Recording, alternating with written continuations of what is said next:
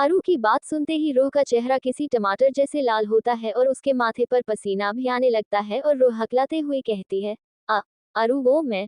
रो को ऐसे इतना डरा हुआ देखकर अरु उसे अपने सीने से लगा लेता है और रो भी खुद को अरु की बाहों में छिपा लेती है। अरु रो के बालों को सहलाते हुए उससे कहता है, रिलैक्स बच्चे। मेरा इंटेंशन आपको डराना या अनकंफर्टेबल फील कराना नहीं था, मैं तो सिर्फ आपसे पूछ रहा था ना। आप मुझसे डर क्यों रहे हो बेटा, इसमें डरने वाली कोई बात नहीं है। अगर मेरी जगह आप किसी भी डॉक्टर के पास जाओ तो वो सबसे पहले आपसे यही सवाल पूछेगा जो मैंने पूछे हैं। जब आप मुझे सही सही बताओगे तभी तो हम आपके पेन का कुछ कर पाएंगे ना, और आप मुझे सब कुछ बता सकते हो राइट, बिना कुछ छुपाए। बेबी मैं एक गायनेकोलॉजिस्ट हूँ तो मेरा ये सब कुछ जानना बहुत इम्पोर्टेंट है। अच्छा आप चाहते हो कि कोई दूसरा आपको ये सब पूछे, आप कंफर्टेबल होगे उनके साथ? अगर हाँ तो कोई बात नहीं, मैं ऋषि या फिर नेहा लेडी डॉक्टर गायनेकोलॉजिस्ट से बात कर लेता हूँ, आप उनसे डिस्कस कर सकते हो। तभी रोहरू की तरफ देख उससे कहती है, नो मुझे नहीं करनी उनके साथ बात, आप ही पूछो मैं बताऊंगी सच सच आपको बाबा जी प्रॉमिस। रूह की बात सुन के अरु उसके माथे पर किस करता है और उससे कहता है, वेरी गुड मेरी जान, ये हुई ना बात, तो अभी बताइए जो मैंने आपसे पूछा कि आपको पेन या जलन होती है वहां जब आप बाथरूम जाते हो। रूह अरु की तरफ देखते हुए उससे कहती है, हाँ अरु बहुत ज्यादा पेन होता है मुझे। ये सुनते ही अरु के दिल की धड़कन बढ़ने लगती है और वो रूह की तरफ देख उससे पूछता है, बेबी आपके periods regular time to time आते हैं और ब्लड फ्लो कैसा रहता है, नॉर्मल, मीडियम या फिर हैवी? पीरियड्स वाली बात सुनकर ही रूह की सांसें अटक सी जाती है और उसके आंखों में आंसू आ जाते हैं, जिसे देखकर अरु भी थोड़ा घबरा सा जाता है। रूह अरु की तरफ देखती है और उसके आंखों से आंसू बहने लगते हैं। तभी रूह अरु को बताती है, नहीं अरु मुझे हमेशा से ही इनरेगुलर पीरियड्स होते हैं और कभी कभी तो एक महीने में 2 बार भी आते हैं। बहुत ज्यादा हैवी लीकिंग होती है जो मेरे से बर्दाश्त नहीं होती। पीरियड्स के टाइम मुझे टमी में बहुत पेन होता है और ऐसे लगता है कि जैसे उसके वजह से मेरी जान निकल जाएगी। मुझसे तो ठीक से खड़ा भी नहीं रहा जाता और उस पे चक्कर, उल्टियां, बॉडी पेन और रूह वही रुक जाती है और नीचे देखती है, जिससे अरु उसके बालों पर किस करते हुए उससे कहता है, और क्या बच्चे, देखो आपको जो भी तकलीफ होती है उसके बारे में आप मुझे सब बता सकते हो बिना कुछ छुपाए। तो अभी आप मुझे बताओ कि और क्या होता है, I need to know everything ना बेटा। रूह अरु की तरफ देख अपना सिर हिलाती है और उससे कहती है, अरु during periods I feel so much pain in my breasts and private part. अगर तभी गलती से वहां मेरा हाथ भी लग गया तो बहुत पेन होता है। मुझे ना उस टाइम मम्मा की बहुत याद आती थी और ऐसे लगता था कि अगर मम्मा मेरे पास होती तो शायद वो मुझे इतनी तकलीफ में नहीं रहने देती। आपको पता है अरु, उन 7 दिनों में ना मेरे से ठीक से खड़े रहना भी नहीं होता और उस वक्त भी वो लोग मार पीट कर मुझसे सारे काम करवाते थे। कभी कभी तो मुझे इतनी तकलीफ होती थी जिसकी वजह से मुझे चक्कर आते थे और मैं बेहोश हो जाती थी, उस पर भी वो लोग मेरे ऊपर ठंडा पानी डालते थे और फिर मुझे मारते थे। मैं तो उनके लिए जैसे उनके टाइम पास का कोई खिलौना थी, जब उनका जी चाहा तब मेरे से खेलते थे। इतनी हैवी लीकिंग होने के बाद भी मुझे घंटों घंटों तक खड़ा रखते थे। मुझे मेरे प्राइवेट पार्ट में बहुत पेन होता था, टमी पेन करता था, पर मेरे पास कोई भी नहीं था जिसे मैं ये सब बताती। मेरे लिए वो 7 दिन किसी नर्क से कम नहीं थे और ना ही होते हैं। इतना कहकर रो रोने लगती है और रो की बातें सुनने के बाद अरू भी जैसे अंदर से कांप जाता है, क्योंकि ये बहुत ज्यादा सेंसिटिव बात थी और रो को उसके सबसे नाजुक समय पर इतना कुछ झेलते देख शायद अरू के अंदर का इंसान भी तड़प रहा होता है। अरू रो को जोर से गले लगाता है और अपने मन में सोचने लगता है, ब्लडी शीट, मैंने कभी ये सोचा ही नहीं था कि मेरा बेबी इतना सब कुछ सह सकता है, वो भी तब जब वो उसके लिए सबसे सेंसिटिव टाइम होता है। This is not good. एक डॉक्टर होने के नाते मैं ये बिना देखे बता सकता हूँ कि प्रॉब्लम प्रिंसेस के पेट में नहीं है, प्रॉब्लम तो, ओह माय गॉड, अगर मैं जो सोच रहा हूँ वो सच हुआ तो। नहीं नहीं प्लीज बाबा जी, इतनी तकलीफ ये बच्ची और बर्दाश्त नहीं कर पाएगी। अरु रो की तरफ देखता है जो उससे चिपक कर किसी बच्चे की तरह रो रही होती है और उसे यूं रोता देख अरु का दिल भी टूटता है। अरु रो के बालों को सहलाते हुए उससे कहता है, शांत मेरा बेबी, देखो अभी आपके पास मैं हूँ, आपकी मम्मा है, सब है, तो डरने की कोई जरूरत नहीं है बेटा। और रही बात आपके पेन की, तो आप परेशान नहीं होना, मैं हूं ना, I will take care of your pain. अभी रोना नहीं, देखो कल ही आपको फीवर था ना, और अगर आप फिर से रोए तो वो वापस हो जाएगा ना, फिर आपको बाहर नहीं जाने को मिलेगा, बट मेरे बेटे को जाना है ना। रो क्यूटली अपना सिर हिलाती है और अरु उसके आंसू पोंछते हुए उससे कहता है, तो अभी रोना नहीं, तो चलो मैं आपकी हेल्प कर दूं फ्रेश होने में, फिर आप बात ले लेना। रो अरु की गर्दन के चारों तरफ अपने दोनों हाथ लपेट देती है और उसका जवाब जानते हुए अरु उसे अपनी बाहों में उठाता है और बाथरूम में चला जाता है। अंदर अरु रो को थोड़ी हेल्प करता है, जैसे रो के ब्रश करने के बाद उसका फेस क्लीन करना, और साथ में रो के नहाने के लिए अरु बाथटब भी गर्म पानी से भर देता है और उसमें रो का फेवरेट स्ट्रॉबेरी वाला बॉडी वॉश और बॉडी इसेंशियल ऑयल भी डालता है। तभी अरु रो की तरफ आता है, जो अभी बाथरूम स्लैब पर बैठे हुए अपने दोनों पैरों को हिला रही होती है। अरु जब वहां आता है और उसे देखता है, तब वो रो के दोनों पैरों के बीच आकर खड़ा होता है और अपने दोनों हाथ रो के थिग्स पर रखते हुए उससे कहता है कि वैसे पैर हिला रहे हो आप बेबी, अगर गलती से आपके पैरों में लग गई तो क्या करोगे। हाँ। रो अरु को अपनी पपी डॉग वाली शक्ल दिखाते हुए अपना वर्ल्ड फेमस पाउट बनाती है और उसका क्यूट सा पाउट देख अरु उसके लिप्स पर किस करता है और उससे कहता है, मेरा छोटू शैतान, अभी चलो, मैंने आपके नहाने के लिए बाथटब रेडी कर दिया है, आप जल्दी जल्दी नहा के आ जाओ, और फिर आपको साक्षी आंटी को वो साड़ी भी तो देनी है ना जो आपने उनके लिए लाई है। अभी तक उन्हें इस बारे में नहीं पता, तो हम उन्हें सरप्राइज देंगे, ओके बेबी। रो अरु की बात सुन के खुश होती है और अरु के गले में अपने दोनों हाथों को डालकर उससे चिपक जाती है और अरु भी बहुत संभाल कर उसे नीचे उतारता है और उससे पूछता है, बच्चे आपको अच्छा लगता है ऐसे बंदर की तरह मुझसे चिपकना। रो अरु को एक बड़ी सी स्माइल के साथ हाँ में जवाब देती है। तभी अरु उससे कहता है, मुझे ये सब ना बहुत इरिटेट लगता है। अरु की बात सुन रो उसकी तरफ देखती है और धीरे से उससे दूर जाती है। तभी अरु रो के कमर में अपना हाथ डालकर उसे अपने इतने करीब खींचता है जिससे रो की पूरी बॉडी अरु से टच होती है। तभी अरु उसकी छोटी सी नाक से अपनी नाक रब करते हुए उससे कहता है, हाँ मैं सच में इरिटेट होता हूँ, बट जब वो सभी हरकतें आप करते हो तो आपसे इरिटेट होने के बजाय मुझे आपके ऊपर बहुत बहुत सारा प्यार आता है और ऐसे लगता है कि मेरे इस छोटे से बेबी को मैं हमेशा अपनी बाहों में छिपाकर अपने सीने से लगा कर रखूं।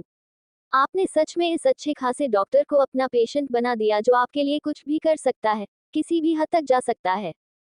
तभी रूह बहुत प्यारी सी आवाज में अरु से कहती है, अरु मुझे नहाना है, अभी आप बाहर जाओ ना। इस पर अरु रूह की टांग खींचते हुए उससे कहता है, अरे आपको नहाना है तो नहाओ ना, मैंने थोड़ी मना किया है आपको। मैं तो यही रहूंगा, मुझे नहीं जाना बाहर, और वैसे भी आज नहीं तो कल मैं आपको वैसे भी देखूंगा, तो आज क्यों नहीं। इतना कहकर अरु अपनी एक भौं ऊपर की तरफ उठाता है और रो की आंखें बड़ी बड़ी हो जाती है।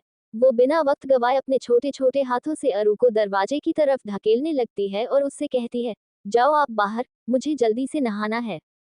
तभी अरु हंसते हुए रो से कहता है, हाँ बाबा जा रहा हूँ, आप अपनी एनर्जी क्यों वेस्ट कर रहे हो बेबी, आपसे नहीं होगा। देखो आप मुझे अपनी जगह से 1 इंच भी हिला नहीं पाए। आप इतने छोटे से हो और मैं इतना हैवी और मस्क्यूलर, आप थक जाओगे, मेरी जान मत करो। अरु की बात सुन रो उसको धकेलना बंद कर देती है और क्यूटली हाँफने लगती है, जिसे देख अरु तुरंत रो की बैक रब करता है और उसके माथे पर किस करते हुए कहता है, मैंने बोला था ना आपको कि आप थक जाओगे, देखो अभी कैसे हाँफ रहे हो आप परी। मैं तो बस मस्ती कर रहा था आपके साथ बेटा, और आपने वो सीरियसली ले लिया। मैंने बोला था ना आपसे कि जब तक आप मुझे खुद अपनी पूरी रजामंदी से परमिशन नहीं दोगे तब तक मैं वैसा कुछ भी नहीं करूंगा जिससे आप अनकंफर्टेबल फील करो। मेरे लिए आप सबसे पहले मेरे छोटू बेबी, मेरे बच्चे हो, और जैसे कोई भी पेरेंट्स सबसे पहले अपने बच्चे के कंफर्ट का ध्यान रखते हैं, वो ये देखते हैं कि उनका बच्चा ठीक है या नहीं ठीक, वैसे ही मेरी सबसे पहली रिस्पॉन्सिबिलिटी ये है कि मैं ये देखूं कि मेरा बच्चा भी ठीक है या नहीं। उसे कोई चीज परेशान तो नहीं कर रही है ना। आपको मैं जान ऐसे ही नहीं बुलाता ना, आप में मेरी जान बसती है और अपनी जान को मैं कभी किसी तकलीफ में नहीं देख सकता। बच्चा हो आप मेरा, और अरहान मल्होत्रा अपने इस बच्चे के लिए पूरी दुनिया को आग भी लगा सकता है, समझे आप। अरु की बात सुनकर रो के आंखों में तो पानी आता है, बट उसके चेहरे पर एक अलग ही ग्लो, एक अलग ही खुशी, और उसके होठों पर एक बड़ी सी मुस्कान होती है। रो अरु की तरफ देख उससे कहती है, मैं आपको सच बताऊं तो मैंने कभी भी ये नहीं सोचा था कि कोई मुझे इतना प्यार करने वाला भी मिलेगा, जैसा वो लोग मेरे साथ बिहेव करते थे ना, उस पर से मुझे लगता था कि एक दिन पैसों के लिए वो लोग मुझे किसी बुरे इंसान को ना दे दे, पर देखो बाबाजी ने ऐसा नहीं होने दिया और आपको मेरी लाइफ में भेज दिया। आप ना मेरी लाइफ में अब तक का सबसे खूबसूरत गिफ्ट हो जो बाबाजी ने मुझे दिया, और जितना प्यार आप मुझसे करते हो ना, उसके लिए तो मैं अपनी जान भी दे दूं तो कम होगा। रो की बात सुनते ही अरु की सांसें अटक जाती है और वो रो को अपने गले से लगा लेता है। कुछ मिनट तक वो दोनों ऐसे ही रहते हैं बिना कुछ बोले एक दूसरे की बाहों में, और फिर अरु रो को खुद से थोड़ा अलग करता है और उसके पूरे चेहरे पर किस करने लगता है। जब अरु रो की तरफ देखता है तब रो को उसकी आंखों में एक बहुत ही अजीब सा डर दिखता है जो शायद उसने आज तक अरु की आंखों में नहीं देखा था। तभी अरु रो के दोनों गालों को अपने हाथ में लेते हुए उससे कहता है, कभी भी ऐसे मरने की बात नहीं करना आप। आपने कभी सोचा है कि आपके ऐसी बातों से मुझे कितनी तकलीफ होती है? अगर आपको कुछ हो गया तो मैं किसके लिए जीऊँगा, क्योंकि मैं नहीं रह सकता आपके बिना। तो प्लीज़ मेरी जान, प्रॉमिस करिए मुझसे कि आप फिर से कभी भी ऐसी बेहुदा बात अपनी ज़ुबान पर नहीं लाओगे, और अगर आपने फिर से ऐसा कुछ कहा ना तो मैंने आपको एक थप्पड़ लगाना है। बच्चे हो आप मेरे, तो मेरा इतना हक तो बनता है कि जब मेरा बच्चा कोई गलत बात करे तो मैं उसे सज़ा भी दूँ। तभी रूह उसकी तरफ देख अपनी सैद सी शक्ल बनाती है और उससे पूछती है, आप मारोगे मुझे? इस पर अरूरो के नाक पर किस करते हुए उससे कहता है, अगर आपने फिर से ऐसी मरने की बात की तो हाँ, वरना मैं कभी भी आपके ऊपर हाथ उठाने की अपने बुरे से बुरे सपने में भी नहीं सोच सकता बेटा। अच्छा अभी आप जाओ नहा लो, या फिर मैं नहला दूँ आपको हम।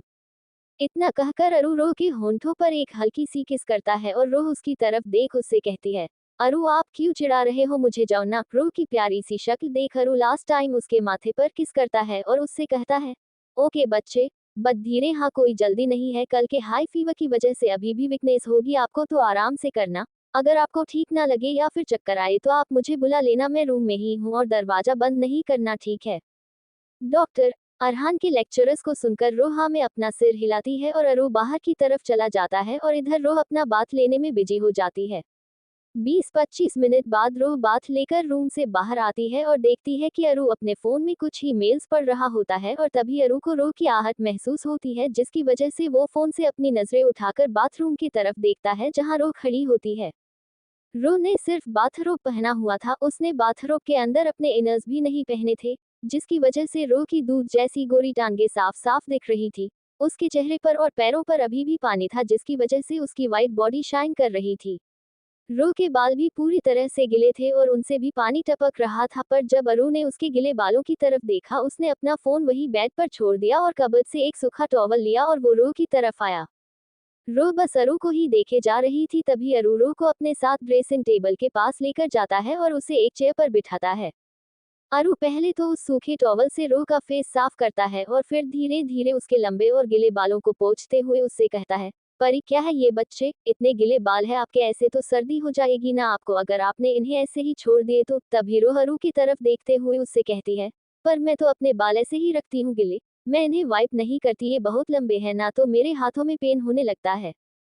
इस पर अरू रो के बालों को अच्छी तरह से सुखाते हुए कहता है, बेटा ऐसे नहीं रखना, it's not good for your health. ज्यादा देर बाल गिले रहे तो आपको सिरदर्द के साथ साथ सर्दी और जुकाम भी हो सकता है।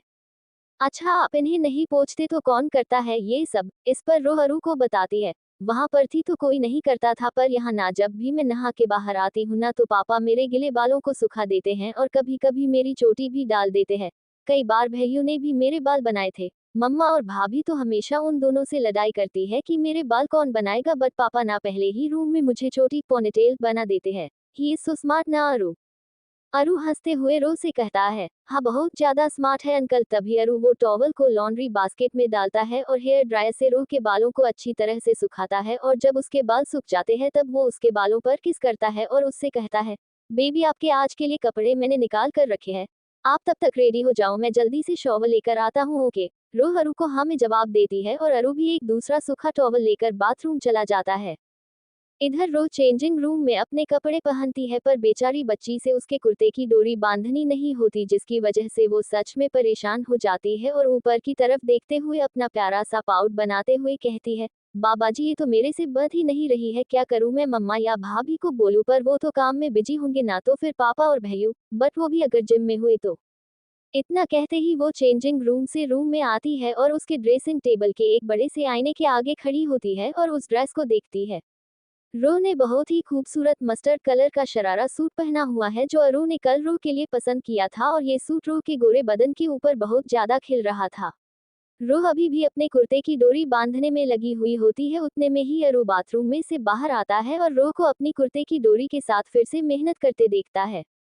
अरू रो के पीछे आकर खड़ा होता है और अरू की ठंडी बॉडी जब रो के बॉडी से टच होती है तो उसके पेट में फिर से गुदगुदी होने लगती है और वो अपना एक हाथ अपने टमी पर रखती है। अरू रो की तरफ झुकते हुए उसकी कान में कहता है, लाओ मैं बांध देता हूँ बच्चे। इतना कहकर अरू रो की बैक की तरफ देखता है और फिर सबसे पहले उसके बैक पर वेट किसेस करता है और उसके बैक की स्किन को थोड़ा सक करता है, जिससे रो अपनी आंखें बंद कर लेती है। अरू अपनी एक नजर सामने आईने पर डालता है और देखता है कि रो कैसे अपनी आंखें कसके बंद किए हुए खड़ी है। ये देख अरू मुस्कुराता है और एक बार फिर से उसकी बैक पर डिप किस करते हुए धीरे से उसके कुर्ते की डोरी बांध देता है। फिर अरू रो के हाथ जो रो के पेट पर था पर अपना हाथ रखते हुए उससे कहता है, हो गया बेबी, अब आप अपनी आंखें खोल सकते हो। अरू की आवाज सुनते ही रूह अपनी आंखें खोलती है और तभी अरू रूह के पेट पर से रूह का हाथ हटाता है और अपने हाथ से उसके पेट को रब करते हुए उससे पूछता है, वैसे आप मुझे एक बात बताओ, जब मैं आपके साथ ऐसी कुछ नॉटी हरकतें करता हूँ तब आपके टमी में कुछ होता है? रो सिर्फ अपना सिर हिलाती है और उसे देख अरू उससे कहता है, क्या do you feel tickles in your tummy baby? तभी रो अचानक से अरू की तरफ मुड़ती है, बट जैसे ही वो अरू को देखती है उसकी आंखें खुली की खुली ही रह जाती है, क्योंकि अरू सिर्फ टॉवल में होता है जो उसके कमर से लिपटा हुआ होता है। अरू की परफेक्ट मस्क्यूलर फिट बॉडी, उसके सिक्स पैक्स अब्स, उसका परफेक्टली क्लीन और ब्रॉड चेस्ट, उसके बाइसेप्स और उस पर उसकी उभरती हुई नसें वेन्स उसे मानो किसी ग्रीक गॉड का लुक दे रही थी। अरू की बॉडी पर अभी भी पानी की बूंदें थी जो सूरज की रोशनी की वजह से चमक रही थी और उस पर अरू का चेहरा और उसके शार्प फीचर्स जैसे चार चांद लगा रहे थे। अरू की चॉकलेट ब्राउन आंखें किसी को भी उनमें डूबने के लिए मजबूर कर देती और अरू की वो हल्की हल्की सी परफेक्ट दाढ़ी उसके चेहरे की शान बढ़ा देती थी। शायद उसके इसी लुक की वजह से पूरी दुनिया की लड़कियां अरू के लिए पागल थी और उसे पाने के लिए तड़पती थी। रो बिना अपनी पलकें झपकाए अरू की हॉट एंड सेक्सी बॉडी के तरफ ही देख रही होती है, तभी अरू उसका ध्यान अपने तरफ खींचते हुए उससे कहता है, आप तो खुलेआम मुझे ऐसे ताड़ रही हो प्रिंसेस। वैसे ठीक ही है और मुझे इससे कोई प्रॉब्लम भी नहीं है, क्योंकि मैं पूरा का पूरा आपका ही तो हूँ, उस पर ये मेरी बॉडी क्या चीज़ है।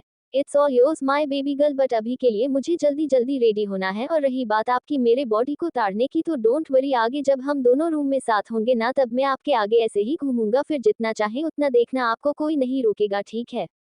इसी के साथ अरू रो को अपनी एक नॉटी स्माइल देता है और उसे देख रो तो पहले अपना बच्चों जैसे मुंह बनाती है और फिर अपना चेहरा अरू ने सीने में छिपाती है। अरू भी रो को अपनी बाहों में ले लेता है और उसके माथे पर किस करते हुए कहता है, मेरा शैतान बच्चा। अरू रो को अपनी गोद में उठाकर उसे बेड पर बिठाता है और उसके एक गाल पर किस करते हुए उससे कहता है, अभी आप यही बैठो, मैं जल्दी से मेरे कपड़े पहन लूं, फिर हम नीचे जाएंगे। इससे पहले कि अरू आगे अपनी बात पूरी करे, रो बीच में उससे कहती है, हाँ अरू, मुझे ना भाभी से अपनी क्यूट सी हेयर स्टाइल भी बनवानी है। आप जल्दी करो। अरू सिर्फ अपना सिर हिलाते हुए कहता है, as you wish my princess. इतना कहकर अरू एक बड़ी सी पेपर बैग उठाता है जो आरती ने भेजी थी और उसमें अरू के कपड़े, उसका परफ्यूम और उसकी जरूरत की सभी चीजें होती है, और दूसरे बैग में अरू के लिए उसके फुटवेयर होते हैं। अरू उसके कपड़े की बैग उठाता है और चेंजिंग रूम में जाता है। इधर रो बोर होने लगती है, तभी उसकी नज़र अरू के बहुत ही एक्सपेंसिव आईफोन पर पड़ती है और वो उसे उठा लेती है। जैसे ही रो अरू का फोन ऑन करती है, सबसे पहले उसकी नज़र फोन के लॉक स्क्रीन वॉलपेपर पर पड़ती है जिसपे रो की फोटो होती है। ये फोटो तब की होती है जब रो ने बहुत प्यारा सा व्हाइट कलर का फ्रॉक पहना था जो मुश्किल से उसके थिग्स तक था, और उसने क्यूट सी शक्ल भी बनाई थी। अपनी उस तस्वीर को देखकर रो के चेहरे पर एक स्माइल आ जाती है और तभी वो देखती है कि अरू के फोन में लॉक है। ये देखते ही उसका चेहरा उतर जाता है और वो अपनी प्यारी सी शक्ल बनाते हुए कहती है, इसमें तो लॉक है, अगर मैंने गलत पासवर्ड डाल दिया तो ये सच में लॉक हो जाएगा। नहीं नहीं, इसमें अरू के काम की बहुत इंपॉर्टेंट चीजें हैं, मैं रहने देती हूँ। इतना कहकर रो अरू का फोन वापस रखने ही वाली होती है, तभी अरू रो के पास आता है और उसके हाथों से फोन को लेते हुए उसके आगे अपने फोन का पासवर्ड एंटर करके अपना फोन अनलॉक करता है। तभी रो अरू की तरफ देख उससे पूछती है, ये रोहान कौन है अरू? मैं तो नहीं जानती इसे। इस पर अरू रो की नाक खींचते हुए उससे कहता है, जानते हो बेबी, आप बहुत अच्छे से जानते हो उनको। रूहान का मतलब है रूह और अरहान जो मिलकर बनता है रूहान। तो अभी आप समझे मेरी जान, ये है मेरे फोन का पासवर्ड जो सिर्फ मुझे और आपको पता है, तो अभी आप कभी भी मेरा फोन अनलॉक करके यूज कर सकते हो। बट एक बात ध्यान रखना बेटा, उसमें जो वेरी इंपॉर्टेंट फाइलें हैं जो मेडिकल स्टफ नाम से सेव है वो गलती से भी ओपन नहीं करना, वो आपके लिए नहीं है। हम इस पर रोह अरू से हंसते हुए कहती है, आई प्रॉमिस मैं नहीं करूंगी। तभी अरू रो के माथे पर किस करता है और उसे अपना फोन देते हुए कहता है, गुड गर्ल, अभी ये लो और आपको जो करना है करो, तब तक लेट मी गेटिंग रेडी, ठीक से। इतना कहकर वो आईने के आगे खड़ा होता है और अपने काले घने बालों पर जेल अप्लाई करके उन्हें सेट करता है। लास्ट में वो अपने कपड़ों पर थोड़ा परफ्यूम स्प्रे करता है और साथ में रो का परफ्यूम जो ज्यादा स्ट्रॉन्ग नहीं बिल्कुल माइल्ड है वो लेकर रो की तरफ आता है और रो से कहता है, प्रिंसेस आप अपने हाथ ऊपर करो बेटा। जैसे अरू उससे कहता है वैसे रूह ऊपर की तरफ अपने दोनों हाथ उठाती है और अरू रो के अंडरआर्म्स में और कुछ रो के ड्रेस पर भी वो परफ्यूम स्प्रे करता है। फिर अरु दूसरी बैग से अपनी फुटवेयर निकालता है जो एक ट्रेडिशनल फुटवेयर है। वो अरु के येलो और व्हाइट कलर के खूबसूरत कुर्ते पैजामे के साथ परफेक्ट सूट होता है। अरु अपनी बाकी की चीजें भी ले लेता है जैसे उसकी वॉच, वॉलेट, रुमाल और फिर वो रो के लिए उसके गोल्डन कलर की सैंडल निकालता है और उसे पहना भी देता है। रो उसके फोन में अपने कार्टून देखने में लगी हुई होती है और रो को पूरी तरह से उसमें घुसा हुआ देख अरु उसे बिना डिस्टर्ब किए अपनी बाहों में उठाता है और उसे लेकर रूम से बाहर नीचे हॉल में आता है। जब वो नीचे आता है तब देखता है कि साक्षी और नीति हंस हंस कर बातें कर रहे हैं और उन्हें देख अरु उनसे कहता है, अरे वाह, क्या बातें हो रही है आप दोनों में, प्लीज हमें भी तो बताओ ना। अरु की बात सुन वो दोनों उनकी तरफ देखते हैं और अरु भी अभी रो के हाथ से अपना फोन ले लेता है। रो अपनी पपी वाली शक्ल बनाते हुए अरु की तरफ देखती है। इस पर अरु रो से कहता है, आप बहुत देर से देख रहे हो परी, अभी नहीं, अभी शाम को देखना और अभी ब्रेकफास्ट भी करना है आपको। रो को ये बात पता थी कि रो के मामले में कोई भी रिस्क नहीं लेने वाला। इस बात को जानते हुए रो अरु की बात सुनती है और जिद नहीं करती। तभी साक्षी और नीति भी उन दोनों के पास आकर बैठती है और साक्षी रो से कहती है, अरे वाह, आप इस ड्रेस में कितने प्यारे लग रहे हो बेबी। तभी साक्षी अरु की तरफ देख उससे कहती है, मानना पड़ेगा अरु, एकदम परफेक्ट ड्रेस सिलेक्ट किया है तुमने अपनी प्रिंसेस के लिए। साक्षी अपनी एक आंख से थोड़ा काजल अपनी एक उंगली में लेती है और रो की कान के पीछे एक छोटा सा डॉट बनाते हुए कहती है, किसी की भी नजर ना लगे मेरी बच्ची को। तभी नीति रो से पूछती है, आपके बाल क्यों ऐसे बिखरे हैं परी। इस पर रो एक प्यारी सी स्माइल के साथ कहती है, मुझे ना आज एक बहुत अच्छी सी हेयर स्टाइल बनानी है तो आप मुझे बना दोगे भाभी। रो की बात सुनते ही नीति मुस्कुराते हुए कहती है, बिल्कुल, आप चलो मेरे साथ आज ना भाभी आपको बहुत अच्छी वाली हेयर स्टाइल बना देगी। नीति रो के साथ उसके रूम की तरफ जाती है और जब नीति अपने रूम का दरवाजा खोलती है और अंदर जाती है तब वो दोनों देखती है कि रूम में कोई नहीं होता। तभी उन्हें बाथरूम में से कुछ आवाजें आने लगती है और उन आवाजों को सुन नीति रो से कहती है, शायद आपके भैयू नहा रहे हैं तो हम उन्हें उनका काम करने देते हैं और तब तक मैं आपके बाल बना देती हूँ आओ।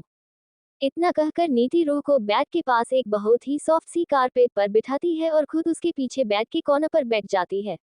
नीति बहुत धीरे धीरे रो के बालों को कॉम्ब करना शुरू करती है और इन सब में नीति इस बात का पूरा ध्यान रखती है कि वो रो को तकलीफ ना दे। इतने में ही पार्थ बाथरूम से बाहर आता है और उन दोनों का ध्यान पार्थ की तरफ जाता है जो अभी उनके आगे सिर्फ टॉवल में खड़ा होता है। रो के लिए पार्थ को यू टॉवल में देखना कोई नई बात नहीं थी क्योंकि इतने समय में उसे इन सब चीजों की आदत हो चुकी थी।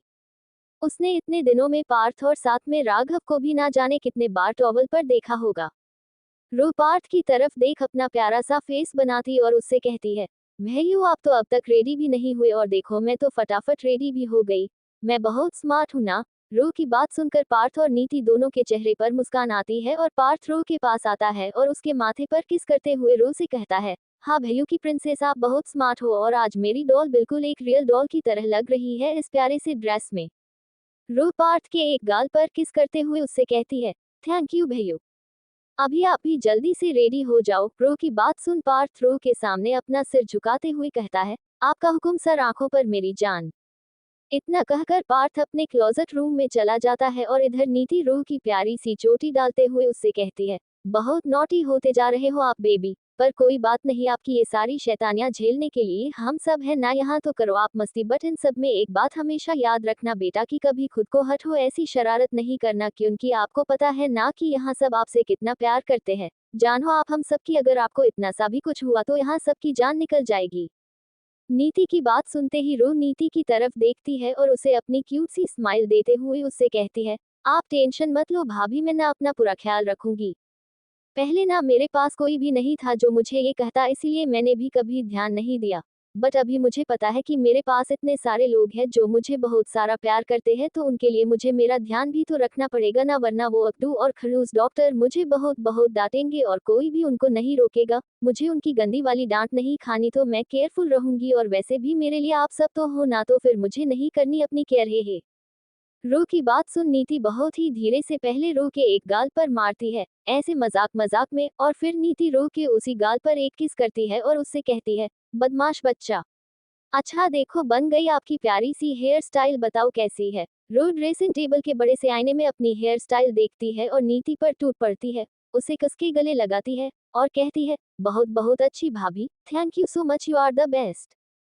इतना कहकर वो नीति के गाल पर किस करती है, तभी पार्थ वहां आता है और उन दोनों का ध्यान अपनी तरफ खींचने के लिए अपना गला साफ करने लगता है।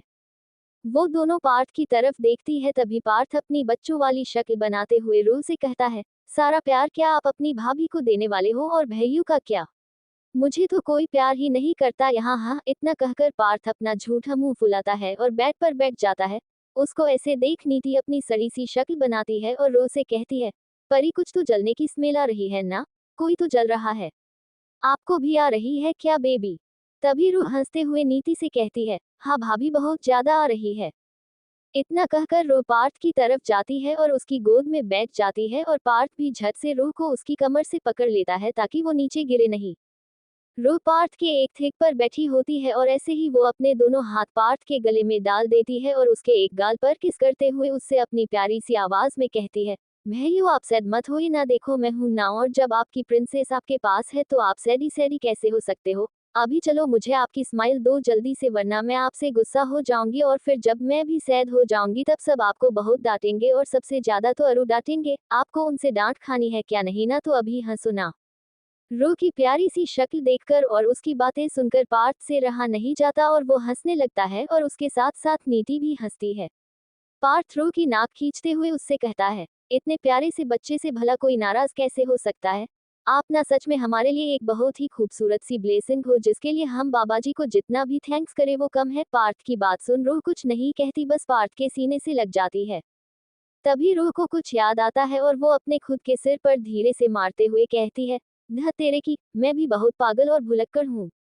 देखो कल मैंने जो साड़ी ली थी मम्मा के लिए वो तो मैंने उन्हें दी ही नहीं। मॉर्निंग में अरु ने मुझे याद भी दिलाया था बट मैं फिर से भूल गई, पर अभी इससे पहले कि मैं फिर से भूल जाऊं मैं जल्दी से जाकर मम्मा को वो साड़ी दे देती हूँ, तब तक आप दोनों रेडी होकर आ जाओ।